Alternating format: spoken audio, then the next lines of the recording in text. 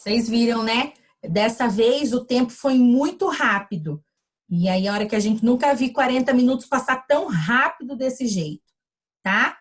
Então, daí, por esse motivo, e ele vai sempre cair. Sempre que der o tempo, eu vou. Não adianta nem eu avisar, porque ele mostra 1 minuto, mas de repente ele já cai, tá? Então, vamos aí continuar com a Fernanda. Vamos lá.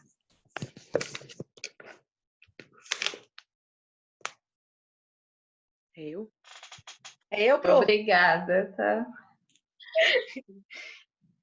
Eu de novo, Mica. Como é a relação e a convivência com os pais responsáveis das crianças? Olha, a família muitas vezes se encontra em algum estado de vulnerabilidade, né? Então, assim, nós precisamos ter bastante cuidado, né? Ser bem ponderados nas palavras. Muitas vezes, assim, a criança, ou o adulto, ou a pessoa com autismo, ela tem alguma crise, então, assim, a gente precisa sempre ponderar como é a maneira de falar, né? A gente não vai falar, olha, teu filho teve uma crise, quebrou tudo, né? Então, a gente tem sempre que achar as palavras técnicas, né? Para que a gente consiga manter realmente essa interação com as famílias de uma forma bem harmoniosa. Porque essa relação profissional e família, ela é muito importante, né? Para o desenvolvimento da criança, da pessoa com TEA, não só dentro da questão pedagógica escolar, mas em todos os, né, contextos, dentro de uma terapia, né, nós não temos terapias, atendimento clínico dentro da AMA, né, o nosso atendimento ele é só educação especial, que supervisionado e tem o apoio desses setores que eu falei, né, serviço social, psicologia e fono, mas não é um atendimento clínico. Então, assim, nós temos esse suporte todo para realmente tentar fazer as intervenções, as mediações com as famílias, né, para que a qualidade de vida dentro da escola e dentro da casa, dentro da comunidade, fora do contexto escolar, seja sempre o melhor para eles, tá? Então, essa relação, ela é sempre que necessário, a gente chama para alguma reunião, ou a gente está sempre ligando para saber como é que tá, se a criança tem algum comportamento diferente, assim como qualquer outra escola, né? Apresenta algum comportamento diferente, a gente tenta saber se tem algum contexto diferente em casa, se aconteceu alguma coisa diferente, questão de medicação que alguns tomam, né? Às vezes a criança vai para a AMA com comportamento alterado e a gente percebe que tem alguma coisa, a gente acaba descobrindo que está sem a medicação, aí a família não conseguiu tirar aquela medicação do posto, não conseguiu comprar, então todo um contexto, né, que a gente precisa acompanhar para que esse desenvolvimento seja o melhor dentro da casa e dentro da escola. Obrigada. Imagina. Olá, boa noite. Meu nome é Jéssica e a minha pergunta é: na sua opinião, como que os pais podem ajudar no desenvolvimento da criança autista? Sem os pais não tem desenvolvimento, tá? Então, assim, precisa desse envolvimento da família, tá? Dos pais, dos responsáveis. Nós temos muitas crianças, muitas pessoas com autismo lá, que é a avó que cuida, que tem pai desconhecido, que tem a irmã que cuida, né? Então, são contextos familiares dos mais diversos, tá? Mas esse contexto da família, esse apoio da família, né, que muitas vezes, igual eu falei, nós precisamos ter todo aquele jeitinho, né, e embasamento científico e tudo, para fazer com que a família entenda a necessidade de aceitar alguma intervenção, aceitar alguma orientação de algum setor e colocar aquilo em prática, porque muitas vezes é cansativo, é demorado, e a família já acha que, né, não vai dar certo. Por exemplo, um desfraude de um pequenininho que a gente vai mandar encaminhar, estamos preparando para encaminhar ele para o regular. Então, a gente precisa trabalhar o desfraude dessa criança que com o autismo é um pouco mais demorado, né? Então, aí, o que acontece? A gente precisa desse apoio da família, porque a gente faz todo o trabalho na escola e em casa a família não faz, né? Então, se não tiver esse apoio da família, que é fundamental, que é essencial, não tem como realizar nenhuma ação, porque as crianças, as pessoas com autismo, elas ficam 4 horas conosco, né? E 20 horas em casa, durante o dia, vamos dizer assim. Então, tem que haver o empenho, o envolvimento, e por isso a equipe técnica toda trabalha, né, com essas orientações e embasamento científico para tentar, vamos dizer assim, convencer as famílias da necessidade desse acompanhamento, dessa continuidade de todo o trabalho que é feito na instituição, em casa também. Muito obrigada. Oi, eu sou a Ana. Oi, Ana. A minha pergunta é: quais são as terapias que podem ser incluídas no dia a dia da criança com TEA? Olha, como eu falei lá no início, cada criança, cada pessoa com TEA é um indivíduo completamente distinto do outro. Então, varia muito. Tá? Então, alguns necessitam de um atendimento com a fono, alguns necessitam de uma terapia ocupacional, TO, outros demandam de um acompanhamento com a psicóloga, né? Atendimento clínico, enfim, fisioterapia, depende muito do grau do autismo, né?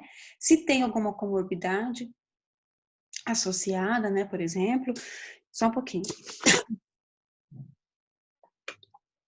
Desculpa, gente, eu tô com se ela tem algumas necessidade especial, nós temos, por exemplo, 2 deficientes visuais, né, uma menina e uma mocinha, uma adolescente e um rapaz, que demandam outros tipos de atendimento, né, um acompanhamento mais, então depende muito, tá? Mas normalmente, quais são os profissionais que atendem uma pessoa com TEA? Terapeuta ocupacional, fisioterapeuta, né, psicóloga e fono, né, são os profissionais que são mais indicados, né, e nutricionista também, tá? Porque muitas vezes eles têm alguma restrição alimentar, seletividade alimentar, que é muito comum, né, ou não come nada, ou quer comer tudo, né? Então, ou come só alguma coisa só as coisas que são vermelhas, ou come só o que é verde, ou não come arroz, ou não come feijão. Tem alguns que só comem bolacha.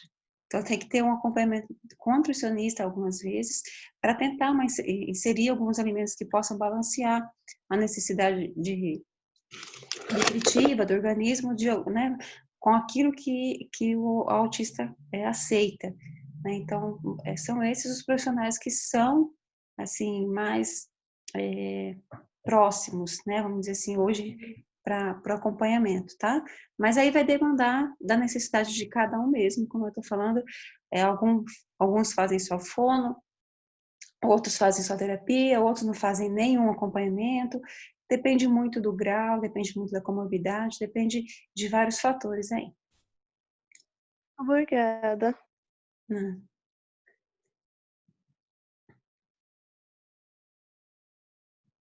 Gente, sou eu, né? Tá me ouvindo? Dá para ouvir? Sim, eu estou. Tá. Ó, eu sou a Isabel e a minha pergunta é assim: você acredita ser importante a terapia para os pais das crianças autistas e por quê? Sim, muito, tá? Nós temos até algumas demandas, nós tentamos algumas parcerias lá na instituição, no final do ano, né, e depois quando nós retomamos em fevereiro, nós até agendamos alguns profissionais de psicologia para atender famílias, né? Nós estávamos tentando essa parceria porque é muita demanda emocional, é muito desgastante, né? Todo o contexto, toda a família às vezes fica sem dormir, tem alguns que têm, né, esse distúrbio do sono, não dá para trabalhar, não consegue desenvolver, por exemplo, nós temos mães lá que é formada em estética, então ela é toda vaidosa, gosta de trabalhar para fora quando ele era pequeno, hoje não consegue desenvolver, então ela desenvolveu uma depressão muito profunda, tá? Então, assim, é muito importante, mas também é muito deficiente esse atendimento para as famílias, tá? Então, assim, nós, enquanto instituição, não conseguimos disponibilizar com a equipe que nós temos esse atendimento de terapia para as famílias. Então, nós buscamos parcerias, né, para tentar realizar esse atendimento, para a família entender, porque muitas vezes a mãe, nós, equipe, queremos que a mãe compreenda algo, que ela faça algo com o filho em casa, mas ela não tem estrutura emocional, psicológica, não tem estrutura nenhuma para pôr aquilo em prática, né? Ela já está cansada de tudo, ela já está cansada de cuidar, está cansada da vida, vamos dizer assim. E nós temos muitos casos assim. Então, é muito importante, é muito necessário, mas é muito deficiente também. Infelizmente, nós não temos esse atendimento para as famílias. Se fala, né, da clínica do autismo em Maringá, por exemplo, que vão começar a atender, ou já estão atendendo de uma certa forma, crianças até 12 anos, mas nós temos os adultos, as mães dos adultos são as que hoje, assim, a gente vê dentro do nosso contexto que precisam, né, mais desse acompanhamento, uma terapia, alguém para conversar, né? Nós temos alguns trabalhos de acompanhamento com as famílias na AMA, com reunião semanal, né, para as mães, nós nos reunimos com alguma atividade, para elas conversarem, trocar ideia, marcar cinema, e assim, nem sempre elas conseguem ir, né, mas assim, interagir. É um momento, muitas das mães que vão na AMA, tem somente esse momento na AMA para socializar, para interagir, para conversar, que é o momento que o filho está na escola ali, e ela tem esse momento que é a vida social dela. Ela não tem outro momento de vida social. Então, é muito importante, é muito necessário, sim, tá? Então, a gente tem buscado essa parceria. Infelizmente, decorrência de tudo isso que está acontecendo, a gente acabou parando, né? Estagnando um pouquinho esse projeto, mas nós pretendemos retomar, porque, sim, é muito importante mesmo. Tá bom, então, brigadão, viu? Imagina. Boa noite. Boa noite. Eu sou a Beatriz e a pergunta que eu tenho para te fazer é quais são os assuntos pedagógicos que vocês mais trabalham com seus alunos de lá? Assuntos pedagógicos? A grade curricular do ensino fundamental. Nós atendemos primeiro e segundo ano fundamental, tá? E educação infantil. Então, tudo que é trabalhado no estado, tá? E no município, educação infantil, estado, primeiro e segundo ano, nós seguimos. Na verdade, o primeiro e segundo ano ele é municipal, né? Mas a escola especial ela atende a grade, o currículo estadual. Nós pertencemos à Federação das APAES, que atende o núcleo regional de educação do estado. Então, assim, temos as disciplinas de ciências, geografia, história, né? Uma grade científica que é totalmente adaptada para o autismo. Então, hoje nós estamos desenvolvendo a metodologia Abacadá, tá? Que trabalha o método fônico para alfabetização, né? Então, as crianças menores que estão sendo alfabetizadas, até mesmo os maiores que já avançaram para o EJA, também é utilizada essa metodologia do Abacadá, tá? Mas, assim, todo o currículo, ciências, geografia, matemática, português, tudo isso é adaptado completamente para a realidade, né, dos alunos. E aí, cada um individual, tá? Então, uma sala tem 5 alunos, cada um aprende de uma forma. Então, a professora trabalha completamente individual cada aluno. Então, a gente tem sempre alguém que está auxiliando, né, uma atendente na sala, para auxiliar a professora quando necessário, para que enquanto ela faça o atendimento com o aluno, os outros estejam sendo atendidos, aqueles que têm vamos dizer assim, conseguem se manter em alguma outra atividade sozinhos, ficam fazendo, né? Ou depois que terminou a atividade proposta pela professora, ele vai assistir um vídeo, enquanto a professora trabalha com o outro, vai montar um quebra-cabeça adaptado, vai fazer alguma atividade, né? Para ocupar esse tempo, para que eles não fiquem ociosos, tá? Mas assim, a grade curricular é uma grade comum do primeiro e segundo ano, mas totalmente adaptada. Temos arte, temos educação física, né? Que são totalmente adaptadas para o autista daí, tá? Beleza, obrigada. Nada.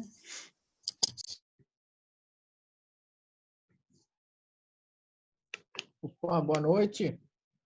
Boa noite. Meu nome é Luiz. Oi, Luiz. Opa, eu tenho a seguinte pergunta. Quais são as atividades que, no caso, as crianças mais gostam?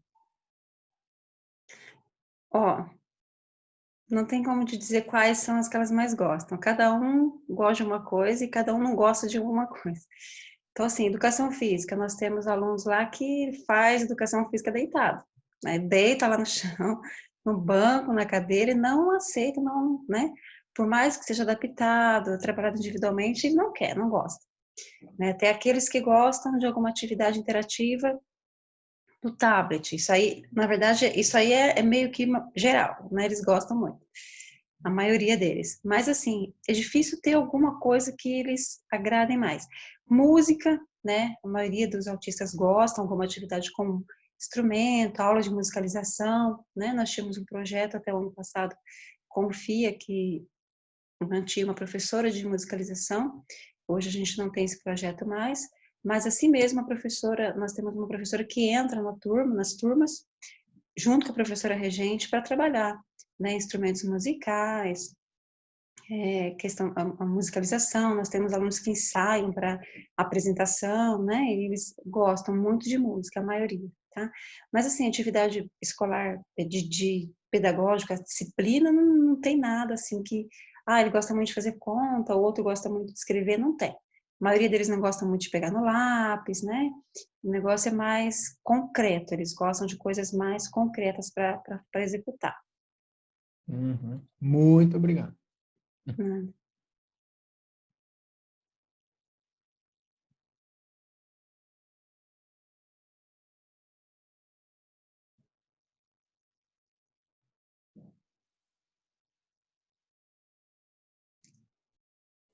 E aí, quem tem uma vez agora? Pera lá, gente, é a Nathalie. Conseguiu? Pro, Pode falar, tô te ouvindo. Pode ir. eu só vou falar porque eu não tô vendo, tá? Tá. Quais são os projetos mais indicados para trabalhar com a criança autista e por quê? Projetos. Aí depende também, tá? Então, assim, o que a gente tem que pensar do autista? Igual eu falei lá no início, o autista, ele é uma pessoa comum que tem uma característica diferente, o autismo, tá?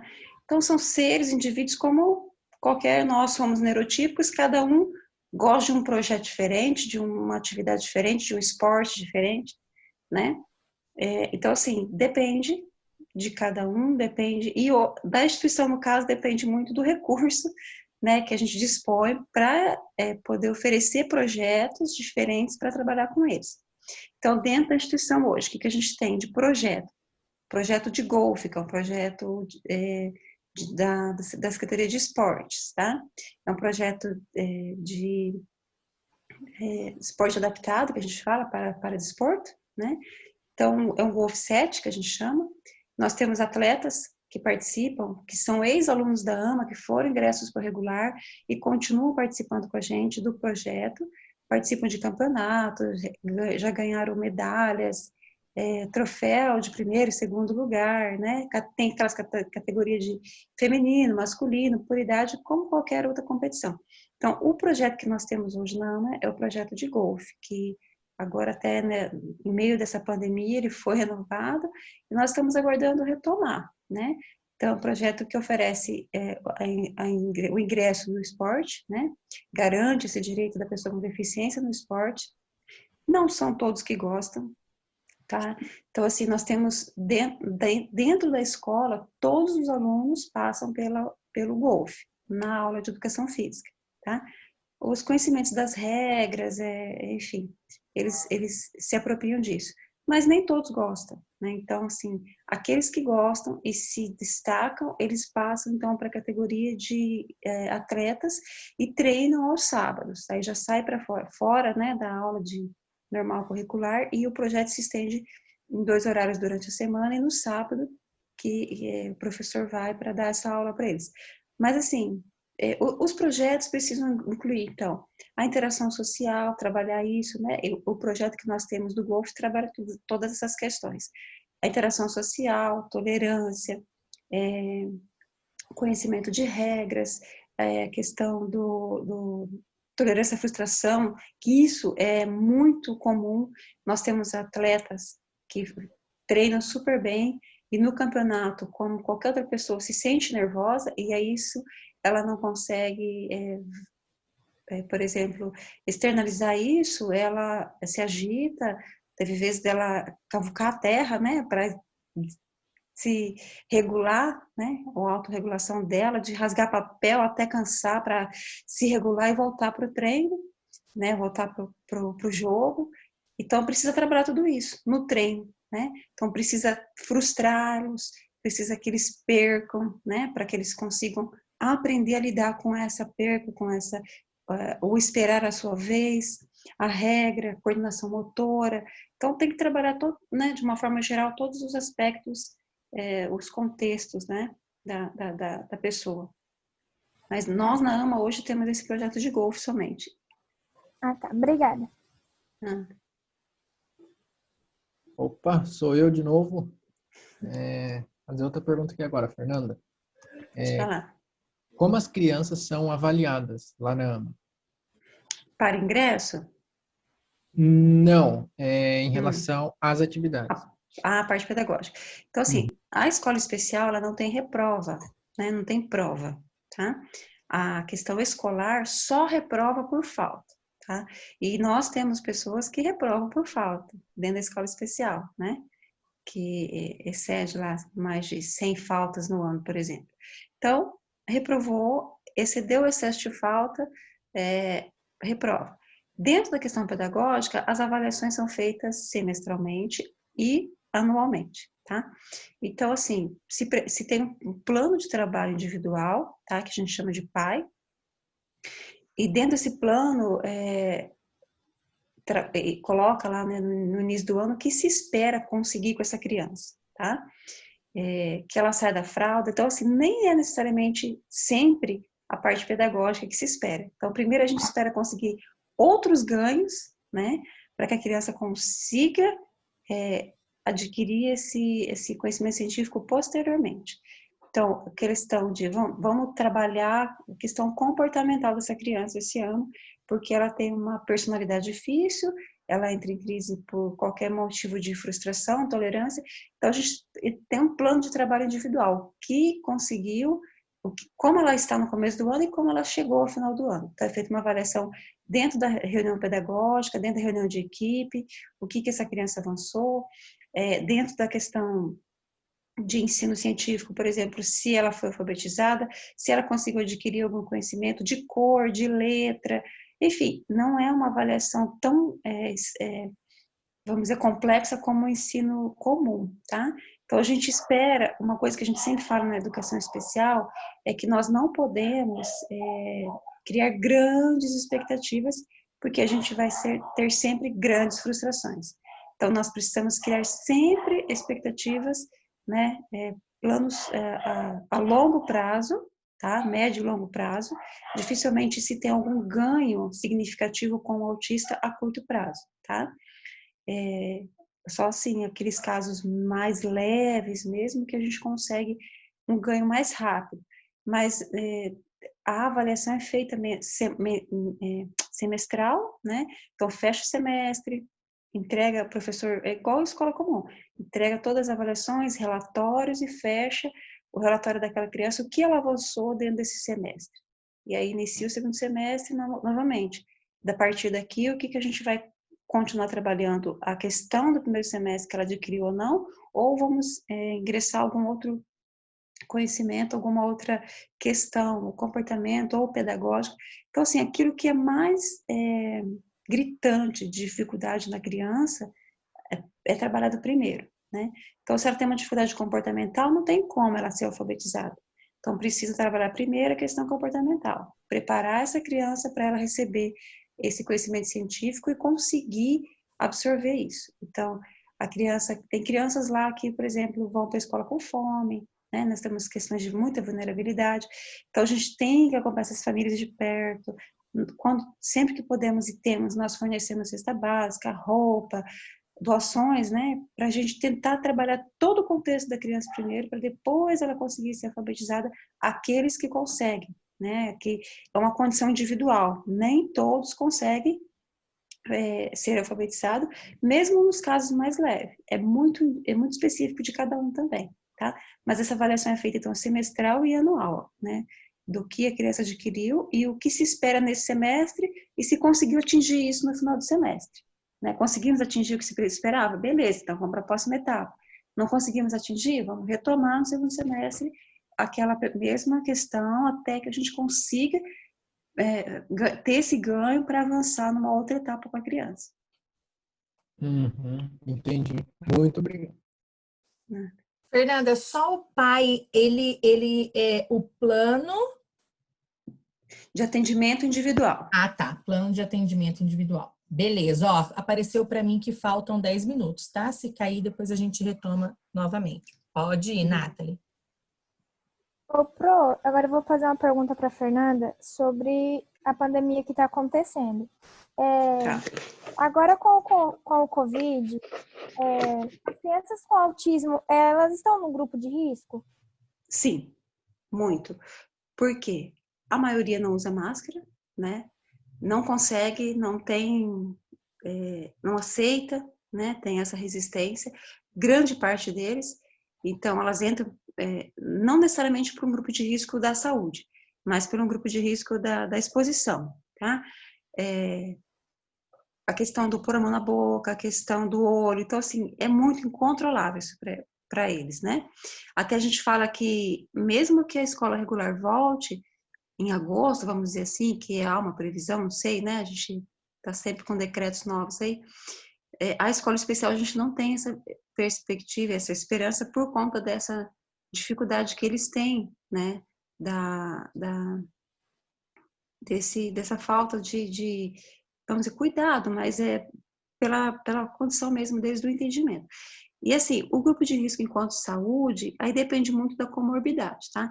Então, assim, muitos dos nossos alunos entram dentro desse grupo de risco pela questão das comorbidades. Alguns são convulsivos, muitos tomam muitas medicações, né? Tem a questão da família, né? Que às vezes o pai ou a mãe, alguns têm pressão alta, o pai e a mãe são pessoas que trabalham fora e precisam, né, manter a casa, então elas estão expostas a essa questão do grupo de risco dentro da questão da exposição também, tá? Mas assim, questão de saúde, grande parte deles, tá?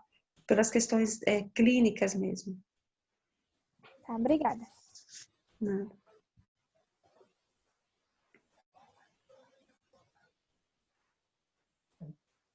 Oi, sou eu de novo. E eu tenho outra pergunta. Dá para ouvir? Sim, tô te ouvindo. Oi? Pode Oi. falar. Ó, é porque aqui no meu não tá saindo. Ó, se tivesse que passar alguma mensagem para os pais que descobriram que seu filho tem o TIA, qual seria? Olha, calma, a coisa não é tão difícil assim, né? Porque nós temos pais que chegam lá, é muita desinformação, tá? Então, assim, é difícil, tá? Muitos casos são bem comprometidos, né? E, assim, o que dificulta muito é a falta de políticas públicas que realmente façam esse acompanhamento, essas intervenções precoces, para que a criança se desenvolva melhor, né?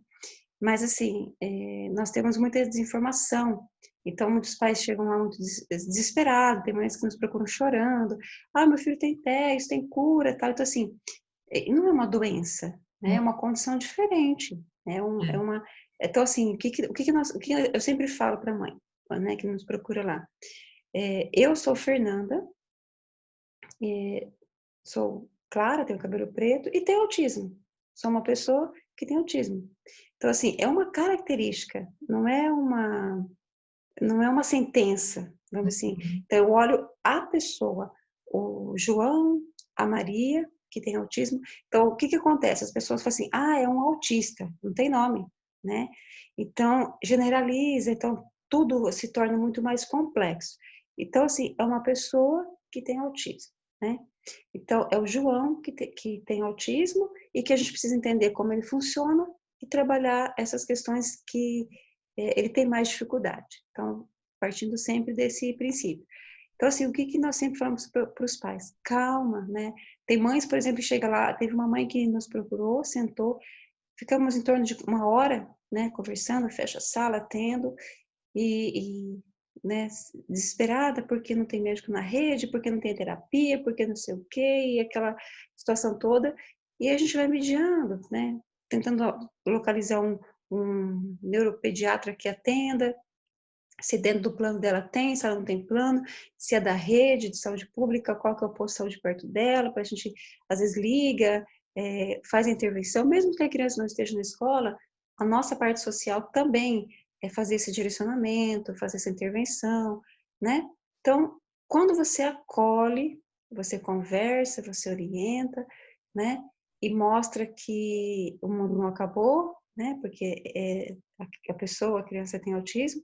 Então, tem mãe que, às vezes, quando a gente termina a conversa assim, ela teve uma mãe que me emocionou muito e eu até acabei chorando depois do atendimento, né? Na hora a gente tem que ser firme, né? E aí ela saiu, eu fui para a sala da pedagoga e falei, não acredito, gente. A mãe me abraçou e falou assim, olha, nunca ninguém sentou e conversou comigo igual você. Então, assim, essa empatia de saber que a mãe tem essa necessidade de pôr essa angústia para fora, de falar, né, de por todo o medo dela, toda a preocupação, toda a ansiedade com a nova situação que ela está vivendo, porque não é fácil quando você, qualquer diagnóstico novo, né, para nós é uma situação difícil, mas aí quando a gente começa a olhar as possibilidades, se torna um pouco mais fácil, né, e ver que não está sozinha, é isso que é importante, né, então assim, a gente sempre deixa aberto, mãe, tem alguma dificuldade na mediação em relação ao médico, a terapias, que nós possamos auxiliar, entre em contato, nós fazemos a mediação, muitas vezes a gente liga, né, no posto de saúde, nas terapias, olha, ele tem prioridade, ele não pode aguardar na fila de espera, porque as famílias às vezes não sabem disso, né? Então, assim, a mensagem seria assim, ó, calma, né? Tudo se ajeita, vai dar tudo certo. Então, assim, respira. Eu sempre falo mais, respira, calma, vamos conversar, fala, daí a mãe fala. Então tá, olha lá.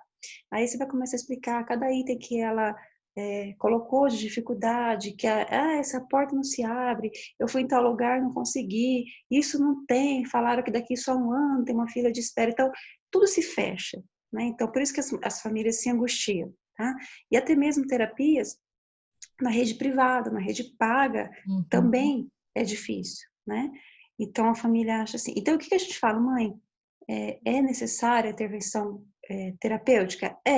Mas você pode começar a fazer isso em casa, né? Enquanto você não tem esse profissional. Então, por isso que eu até volto naquela parte da família. É importante a intervenção da família, aí a família tem que se apropriar de alguns conhecimentos, ler, né? Por exemplo, nós temos a psicóloga que orienta como preparar uma rotina, por exemplo, para casa, como trabalhar alguma questão comportamental, e a gente coloca a equipe à disposição sempre, né? Então, assim, calma, respira, eu sempre falo isso para as famílias, calma, respira, vai dar tudo certo, não é um bicho de 7 cabeças, tá? Então, assim, existem os autistas adultos que hoje são um pouco mais, vamos dizer assim, que apresentam uns comportamentos mais severos, tal, mas isso porque eles não foram trabalhados lá na infância, não houve uma intervenção, não se falava muito de autismo, eles ficavam muito tempo isolados, trancados, para ninguém saber, para ninguém ver, então, assim, existe tudo isso. Então, a gente tem que trazer eles para a sociedade, preparar para a sociedade, mostrar que eles existem, né? E a família abraçar a causa, né? Ela primeiro tem que aceitar, ela tem que aceitar essa criança do jeito que ela é, com as condições que a criança apresenta, para conseguir um avanço. Senão, não, né? Porque tem muitas famílias que às vezes nos procuram lá, o pai não aceita, o pai acha que é birra, o pai acha que é má educação que a mãe dá, enfim, é mimado. Então, assim, tem que primeiro aceitar, né? E calma, vai ficar tudo bem. A gente sempre fala isso lá. Obrigada. Fer, vão faltar 2 perguntas e provavelmente o nosso tempo vai cair e eu prometo que tá acabando, que eu tô vendo que você tá bem cansadinha, coitada. Não, Mas a gente não tô não, tá? É que eu tô eu sei tossindo. esse cansaço. né, da tosse acaba deixando a gente. Mas, assim, é tudo isso que a gente já discutiu, né, que vocês viram com a Daniela também, isso que a Fernanda falou sobre a importância da família, daquilo que a gente também já havia discutido lá atrás, daquele período de luto que eles vão passar. Talvez seja até necessário e saudável que eles passem para que eles aceitem daí tudo isso que vai chegar